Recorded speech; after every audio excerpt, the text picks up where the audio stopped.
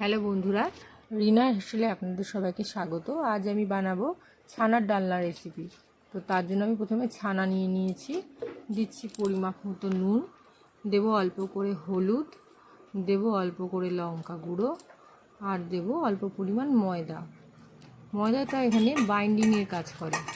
তো আমি পুরো উপকরণ দিয়ে ছানাটাকে খুব ভালো করে মেখে নিচ্ছি।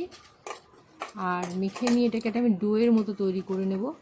এই ডোটা হয়ে গেলে এটার আমি দেখুন গোল গোল করে বলের আকারে গড়ে নিয়েছি, নিয়ে চ্যাপটা চ্যাপটা করে হালকা করে ময়দা মাখিয়ে রেখে দিয়েছি।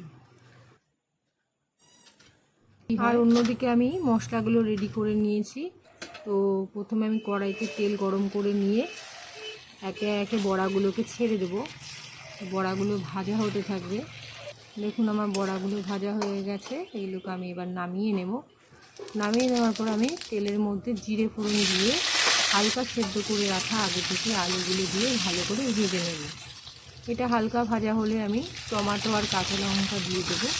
দিয়ে খানিকক্ষণ আমি এটাকে আবার নাড়াচাড়া করে ভাজতে থাকবো। এরপরে আমি নেড়ে দিয়ে দেবো আদা বাটা। আদা বাটা দিয়ে এরপরেই দিয়ে দিচ্ছি আমি হলুদ গুঁড়ো, দেবো সামান্য পরিমাণ লঙ্কা গুঁড়ো, দেবো স্বাদ মতো নুন। দেওয়ার পরে এটাকে আমি ভালো করে কষিয়ে নেব। তো এটাকে কষানো, দেখুন কষানো হওয়ার পরে হালকা হালকা করে তেল ছাড়ছে। তো এটা আর একটু কিছুক্ষণ কষানো হবে, কষানোর জন্য একটু টাইম দেবো। তো দেখুন আরও খানিকক্ষণ টাইম দেওয়ার পর আরও কিছুটা এটা কষে গেছে। তো এরপরে আমি এর মধ্যে দিয়ে দেবো জল। পরিমাপ মতো জল দেওয়ার পর আমি এটাকে হালকা করে নাড়িয়ে চাড়িয়ে নিয়ে সেদ্ধ হওয়ার জন্য খানিকক্ষণ টাইম দেবো। তো আমি ঢাকনা দিয়ে দিলাম।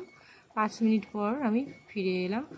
আমার তৈরি হয়ে যাওয়া বড়াগুলোকে এর মধ্যে আমি মিশিয়ে দেব। মিশিয়ে দিয়ে আবার কিছুক্ষণ টাইম দেবো এটাকে রান্নাটা প্রস্তুত হওয়ার জন্য। আর নামানোর আমি এতে দিয়ে দিচ্ছি গরম মশলা বাটা, হাতে বাটা গরম মশলা, ঘি, আর দেব চিনি।